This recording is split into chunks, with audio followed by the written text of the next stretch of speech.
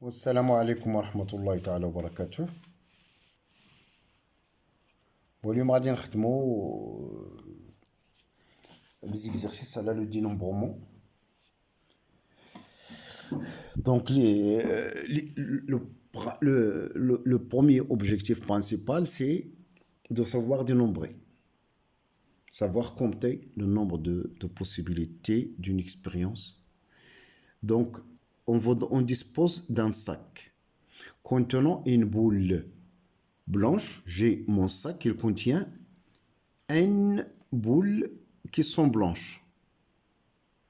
N blanches. Et 2 N vertes. Donc, j'ai un nombre de boules blanches et un nombre de boules vertes. Donc, des boules blanches et j'ai des boules vertes. Le N est supérieur ou égal à 2. C'est une donnée sur le N. On tire simultanément 3 boules de ce sac. Donc, on a tiré simultanément 3 boules de S.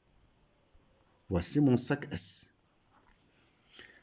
La première question, quel est le nombre de tirages possibles?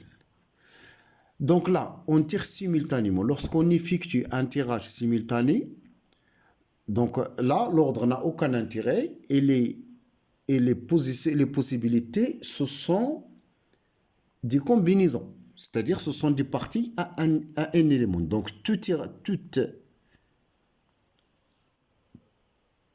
façon ou toute manière de tirage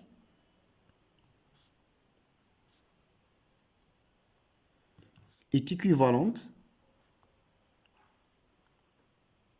au choix d'une combinaison à 3 éléments parmi combien? N plus 2n, c'est-à-dire n plus 2n est égal à 3n éléments. Donc, le nombre de tirages possibles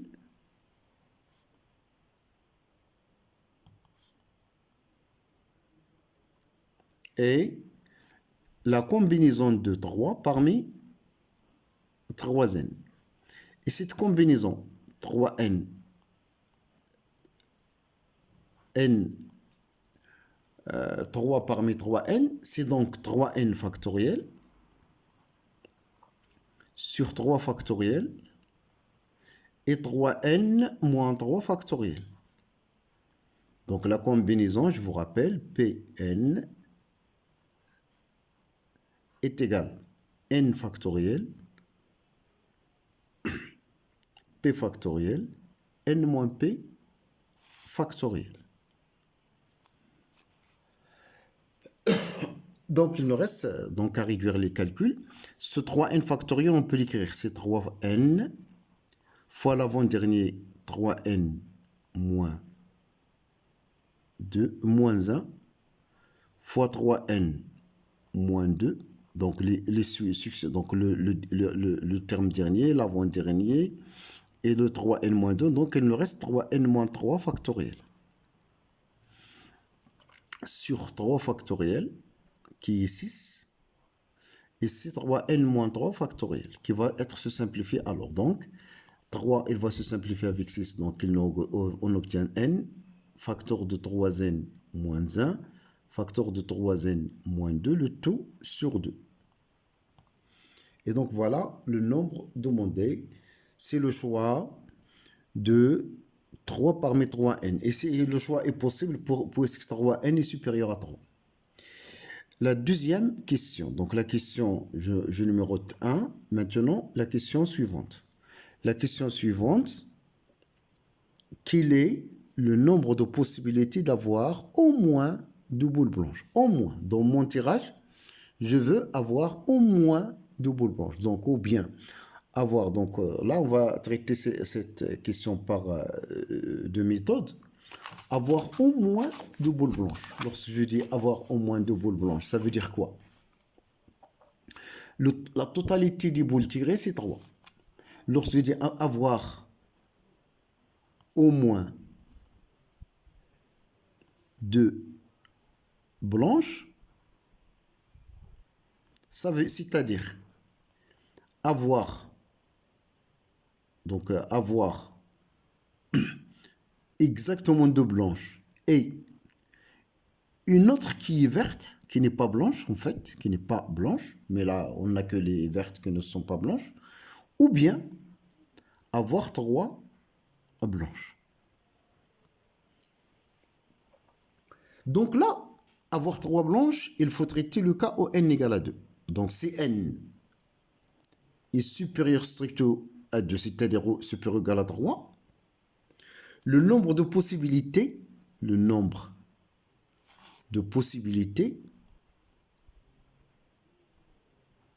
est donc choisir 2 blanches, c'est-à-dire 2 parmi les blanches qui sont en nombre de n, fois une parmi les vertes, c'est-à-dire parmi 2 n. Le ou, ça traduit normalement une réunion qui vont s'ajouter. Normalement, c'était, lorsque j'ai dit là ou là, c'est-à-dire les possibilités qui réalisent ça, union les possibilités qui réalisent les 3 boules blanches. Mais là, c'est la réunion de 2 parties disjointes. Cette partie, il a pour cardinal 2 blanches et une autre qui est verte. Ça veut dire 2 parmi les blanches fois. Et c'est une sorte de produit cartésien. C'est pareil ici. Là, directement, 3 parmi les blanches, le n. Si n égale à 2, donc le nombre c'était C2, 2 fois 4, 1. Là, c'est 0, parce que je ne peux pas choisir 3 parmi 2 choses. Et donc, c'est 4. Et donc, voilà, c'est le calcul. Vous faites le calcul et vous terminez les calculs. Donc, voilà pour le cas. Avoir au moins 2 boules blanches. Avoir au moins 2 boules blanches, ça signifie donc avoir 2 blanches et plus.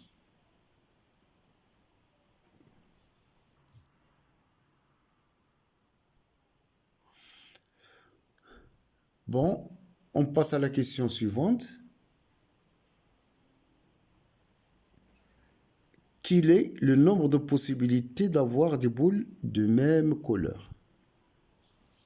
Donc, avoir toujours, on a notre sac, il contient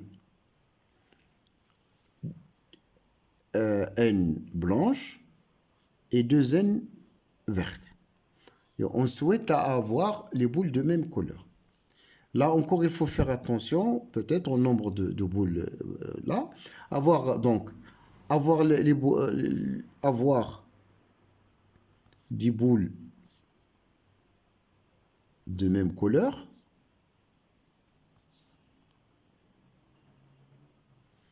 signifie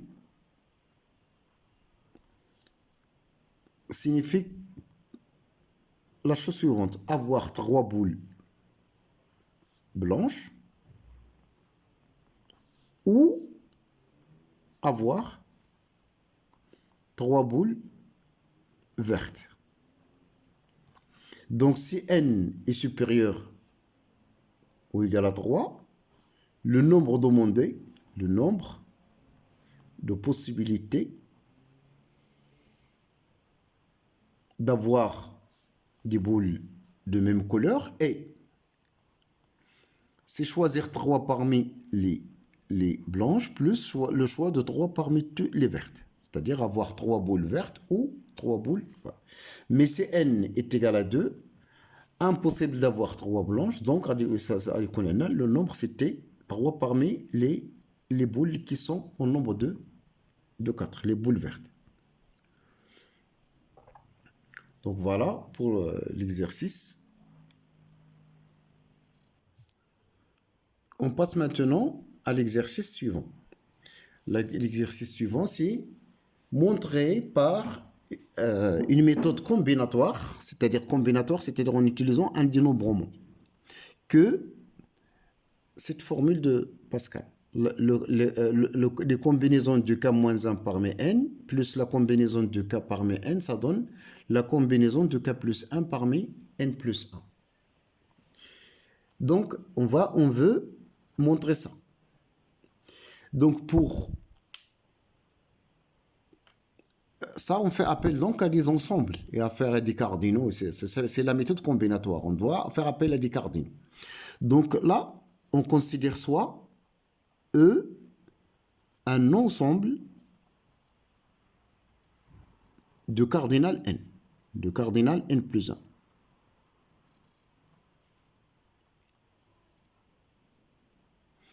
Et A appartient à E. Et on note F, c'est E moins 1. Donc, je considère un nœud. Donc, on va compter par deux méthodes le nombre de parties de E ayant K plus 1 élément. Comptons, donc, dénombrons par deux méthodes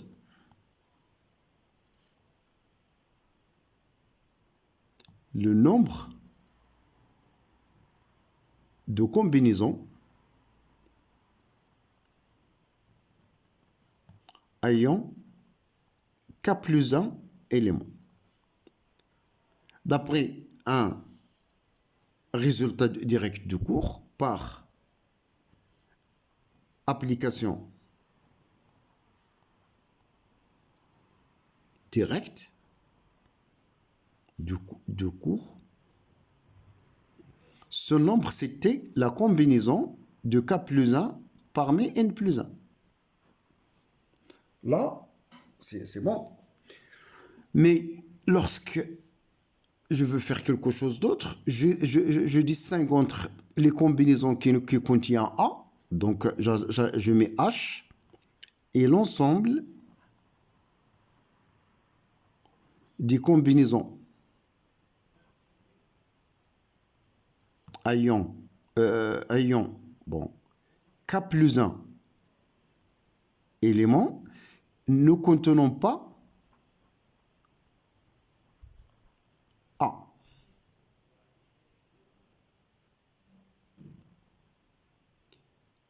Je m'excuse là. Je m'excuse. Oh, voilà. Là, c'est K. C'est pas K plus 1. Je m'excuse dans la forme. Donc, K. Et c'est K. Dans tous les cas, donc K. Je m'excuse. Donc, la combinaison, c'est Sn plus 1 K. Donc, on va dire, prenons un ensemble ayant N plus 1 élément, soit A appartient à E, et F égale à E moins le singleton A. On va dénombrer par deux méthodes le nombre de combinaisons ayant K éléments, non pas K plus 1, je m'excuse tout à l'heure, je sais. Donc K éléments. Donc par une application directe de cours, c'est la combinaison de K parmi N plus 1. C'est le cours d'une manière directe. Là, on va donc H l'ensemble des combinaisons ayant K éléments ne contenant pas A. L l'ensemble des combinaisons ayant K éléments contenant A. Le A étant fixé. Donc voilà. Donc là, c'est des ensembles qui sont disjoints. H inter L est égal à l'ensemble V. Et l'ensemble H qu'on cherche normalement. La réunion de le cardinal de H, c'est ce qu'on cherche. Mais le cardinal de H seulement, le cardinal de H union L, le cardinal de H pour nous, c'est choisir K éléments dont F égale à E moins A, qui est du cardinal N, c'est-à-dire le choix de K éléments parmi N éléments. Est-ce que c'est bon? Donc, on partage le E en des éléments qui contiennent A, plutôt, on met E, c'est E moins A, union A, c'est-à-dire on isole un élément fixe. Pour compter les combinaisons ayant K éléments, on distingue deux cas. Les combinaisons qui nous contiennent A et les combinaisons auxquelles appartiennent à A. Donc, lorsque je considère les combinaisons ayant K éléments, dont A n'est pas élément, c'est-à-dire le choix de K parmi les N, parmi les éléments de F. Le cardinal de F, c'est N. Le cardinal de L, c'est en fait, c'est encore les combinaisons ayant K éléments, mais cette fois-ci, ils contiennent A, contenant A, qui est fixé. Ils contiennent A. Le A est fixé, donc comme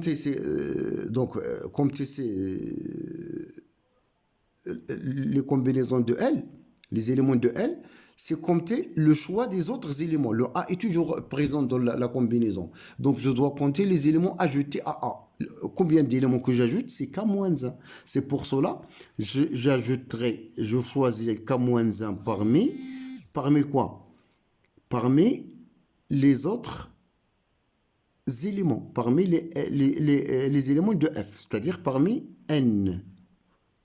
Et donc, la combinaison K plus 1, N plus 1, qui est cardinal de ce qu'on cherche, qui est aussi égal à cardinal de H plus cardinal de L, puisqu'ils sont disjoints. Et donc, ce qui est égal à NK plus NK-1. Donc là, on traite donc ce qu'on veut par une réunion. Donc voilà pour utiliser la méthode combinatoire pour montrer cette relation-là. L'idée principale, c'est ce qu'on a pris E du cardinal N plus 1 et on compte le nombre de combinaisons ayant K éléments parmi cet ensemble ayant N plus 1 éléments par deux façons.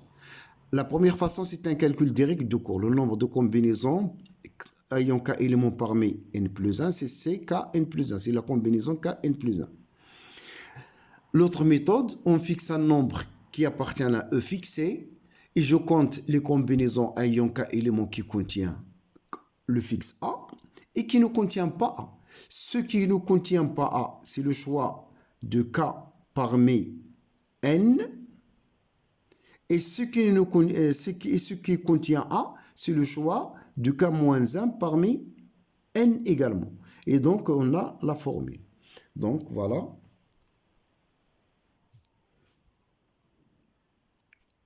Maintenant, on va montrer l'autre égalité. On va montrer l'autre égalité. Donc, on va considérer soit E un ensemble de cardinal 2n. C'est-à-dire E, cardinal de E égale à 2n.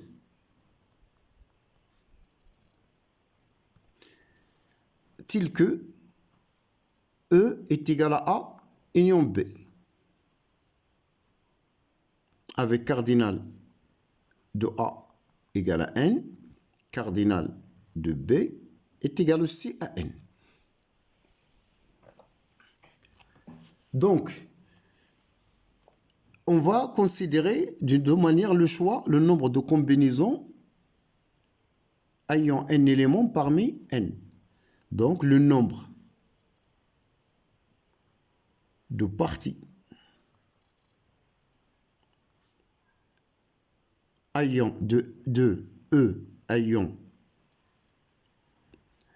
N éléments et la combinaison N de N. C'est-à-dire là, je symbolise Pn de E. Là, je mets Pn de E, c'est les parties de E ayant N éléments. Donc, c'est N de N. Mais je peux mettre alors, soit pour K appartient à 0, N. On note Fk,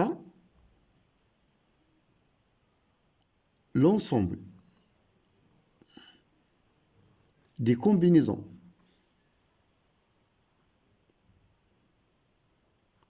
ayant interpréter le vide ici. On partage le E en deux ensembles ayant K éléments de B, de A et n moins k éléments de B. Et donc, apparemment, la réunion de ces ensembles FK, K égale 0 jusqu'à N, c'est Pn de E. Parce que le choix, là, j'ai des éléments de E. Voici mon E. On le partage en A et B. Je veux moi une combinaison ayant n éléments. Donc, je choisis là K éléments et là, il me reste n moins K éléments que je choisis dans B. Donc, ce cardinal, la réunion de ça, et ça, c'est une réunion de adus disjoints. Donc, cardinal de Pn de E, c'est égal à la somme, vu qu'ils sont deux adus disjoints, la somme des cardinaux de Fk, K allant de 0 jusqu'à N. Et là, ce cardinal, c'est calculé, c'est la combinaison N de N. Mais là, il faut méfier. Là, je choisis K éléments, pas dans A. C'est-à-dire, j'ai un choix pour Fk. C'est un choix de K parmi les éléments de A qui sont en nombre de N. Suivi est un choix de N moins K éléments parmi les éléments de B. Donc, je mets le N ici. Fois une somme, alors, qui va être comme ça. Et donc là, ça, sont égaux, ces éléments. Le fait de choisir K éléments dans N, c'est la même chose de choisir N moins K éléments parmi N. Ou bien, avec un calcul facile, vous obtiendrez la combinaison Kn est égal à la combinaison N moins Kn. Donc là, c'est un carré. Somme de K égale 0 jusqu'à N, la N de N. Donc, on a démontré donc la formule. Vous pouvez aussi utiliser les polynômes. Par exemple, vous considérez 1 plus x fois 1 plus x. Vous faites un calcul de deux manières. Donc, je vous donne une deuxième méthode. Deuxième manière. Deuxième méthode pour réussir l'esprit. J'ai 1 plus x à la puissance n fois 1 plus x à la puissance n est égal à 1 plus x à la puissance 2n. Ce sont deux polynômes égaux. Le coefficient, donc, je l'appelle là P de x. Et là, je l'appelle Q de x. Le coefficient de x à la puissance n dans P de x est, par le développement de la formule de binôme de Newton, c'est 1 plus x à la puissance 2n. Vous savez bien que c'est la somme de la combinaison nk, x à la puissance k, je m'excuse là, 2nk, x à la puissance k, 1 à la puissance de n moins k, et k allant de 0 jusqu'à 2n. Faites attention là, à la place de n dans la formule de binôme de Newton, il y a 2n. Le A, on l'a pris, c'est 1, le A, c'est x, et le B, c'est 1. Donc, on l'a développé. Donc, le coefficient là, c'est donc C2n, n, xn. Et lorsque k égale à n, j'obtiens le coefficient. Je sais bien donc le coefficient de terme en xn. Je cherche alors le coefficient de terme en xn. Donc là, c'est le produit de deux polynômes. Donc, si je considère 1 plus x à la puissance n fois 1 plus x à la puissance n, deux fois, je développe ça, c'est la somme des combinaisons nj, x à la puissance j, j allant de 0 jusqu'à n, fois 1 à la puissance, qui est 1, fois la somme de n, je le symbolise par nk, x à la puissance k, k allant de 0 jusqu'à n. Je symbolise d'une manière différente. Alors, le coefficient de x à la puissance n, donc le développement Q de x, est quoi? Ce coefficient, c'est quoi? C'est lorsque je fais des développements, normalement, sigma fois sigma, c'est sigma des termes doublés. C'est sigma i sur g de ça fois ça. Mais j'obtiens le coefficient lorsque j'ai la somme des puissances de x, ça donne n. C'est-à-dire c'est la somme de nj, nk, IK plus G égale à N. C'est ça le coefficient. D'où, par identification de polynôme, égalité de deux polynômes, ça veut dire quoi pour nous? Ça veut dire que les coefficients des termes de même degré sont égaux. Et particulièrement, le terme de xn. Donc, on obtient alors n2 à la combinaison de n de n est égale à cette somme-là de k tel que k, la somme sur k et g tel que k plus g égale à n. Attention, il y a beaucoup de k. Normalement, g, n, k. Le k et g varient les deux entre 0 et normalement 2n. Mais les 70 entiers, donc k ne dépasse pas n et g ne dépasse pas n. Et donc, les deux, donc c'est la somme de g égale 0 par exemple jusqu'à n, la combinaison ng, la combinaison n moins j, et comme tout à l'heure, on trouve le résultat. Voilà. Et donc, voilà. Il ne reste qu'à écrire tout simplement donc cette somme.